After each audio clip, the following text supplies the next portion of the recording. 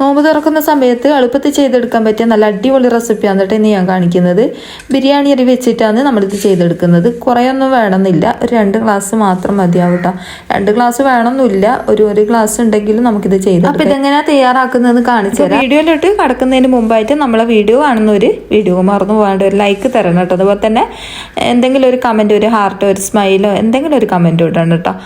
അപ്പോൾ ഫേസ്ബുക്കിൽ കാണുന്നവർ ഒന്ന് ഫോളോ ചെയ്യാനും മറന്നു പോകരുത് കേട്ടോ.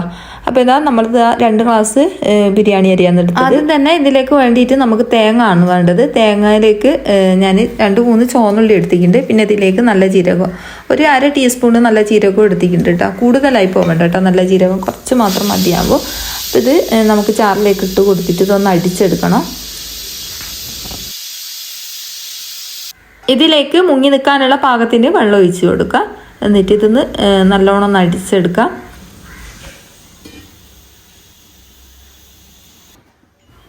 ഇനി നമുക്ക് ഒരു കുക്കറിലേക്ക് കുറച്ച് വെളിച്ചെണ്ണ ഒഴിച്ച് കൊടുക്കുക. കുറച്ച് മാത്രം മതിയാവും കേട്ടോ, കുറേയൊന്നും വേണ്ട.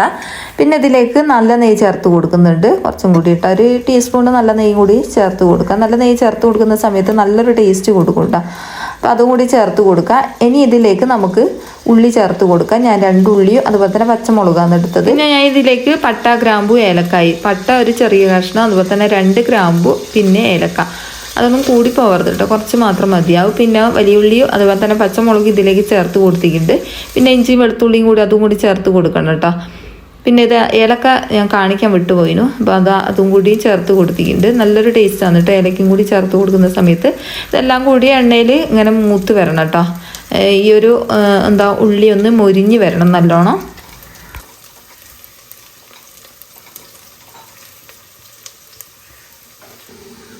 ഇനി ഇതിലേക്ക് മുഴുവൻ കുരുമുളക് ഇത്രയും മതിയാവും, 1 ടീസ്പൂൺ മാത്രം മതി കേട്ടോ. അവിടെ ഇവിടെ ഇങ്ങനെ കടിക്കുന്ന സമയത്ത് നല്ല ടേസ്റ്റാണ്.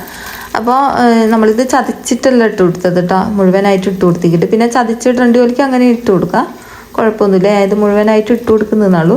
അപ്പോൾ അതും കൂടി ഇട്ട് കൊടുത്തതിന് ശേഷം ഒന്നുകൂടി നല്ലോണം മൊരിച്ചെടുക്കുക. ഏകദേശം ഒരു ഗോൾഡൻ കളറാകുന്നത് വരെ ഈ ഉള്ളി മാളിച്ചെടുക്കണേ. ഉള്ളി ഇവിടെ നല്ലോണം ഗോൾഡൻ കളറായിട്ട് വന്നിട്ടുണ്ട്. ഇനി ഇതിലേക്ക് നമുക്ക് ചിക്കൻ ചേർത്ത് കൊടുക്കാം. ഇനി ഇതിലേക്ക് ഞാൻ നല്ലോണം തന്നെ തിളച്ച വെള്ളം ഒഴിച്ച് കൊടുത്തിട്ടുണ്ട്.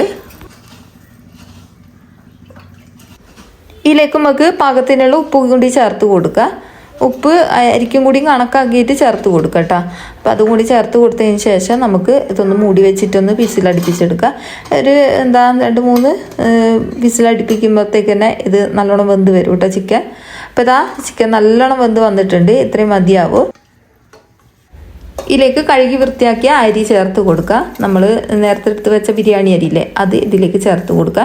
ഇതിന് വെള്ളത്തിൻ്റെ അളവും കാര്യങ്ങളൊന്നും നോക്കണ്ട കേട്ടോ. ഇത് നമുക്ക് കുറച്ച് വെള്ളം അധികമായാലും കുഴപ്പമൊന്നുമില്ല.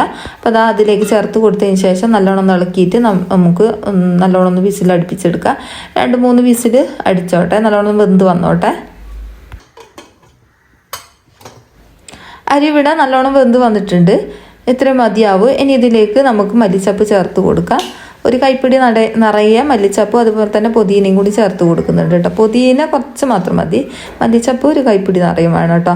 അപ്പോൾ പുതിന കൂടുതലായാൽ ഒരു ടേസ്റ്റ് വ്യത്യാസം ഉണ്ടാവും കേട്ടോ. പിന്നെ ഇതാ നമ്മൾ ഗരം മസാല, നമ്മൾ വീട്ടിൽ തന്നെ പൊടിച്ച ഗരം മസാല ആണ് കേട്ടോ, അതും കൂടി ചേർത്ത് കൊടുക്കുന്നുണ്ട്. ഈ ഒരു ഗരം മസാല ആർക്കും വേണമെങ്കിൽ താഴെ കാണുന്ന നമ്പറിൽ കോൺടാക്ട് ചെയ്ത് കേട്ടോ. അപ്പോൾ ഇതാ ഇതിലേക്ക് ഇനി മഞ്ഞൾ പൊടി ചേർത്ത് കൊടുക്കുന്നുണ്ട്. പിന്നെ ഗരം മസാലപ്പൊടി ഒരു 1/2 ടീസ്പൂണും കൂടി മാത്രമാണ് കേട്ടോ ചേർത്ത് കൊടുത്തത്. അത്രയും മതിയാവും. കൂടുതലായാൽ ഭയങ്കര കുത്തലാണ് കേട്ടോ ഒരു ഗരം മസാലപ്പൊടിക്ക്. പിന്നെ ഇതിലേക്ക് തേങ്ങ ചേർത്ത് കൊടുത്തിട്ടുണ്ട്. എന്നിട്ട് നല്ലോണം മിക്സ് ആക്കി കൊടുക്കുക. എന്നിട്ട് കുറച്ച് വെള്ളം ഒഴിച്ച് കൊടുക്കുക. തേങ്ങ അടിച്ച 1 ജാറ് കഴുകിയിട്ട് വീണ്ടും വെള്ളം ഒഴിച്ച് കൊടുത്തിട്ടുണ്ട്. ഇനി ഇതിലേക്ക് കുറച്ചും കൂടി ചൂടുവെള്ളം ഒഴിച്ചിട്ട് ഒന്ന് കുറച്ച് നിറപ്പിച്ചെടുക്കുന്നുണ്ട് കേട്ടോ.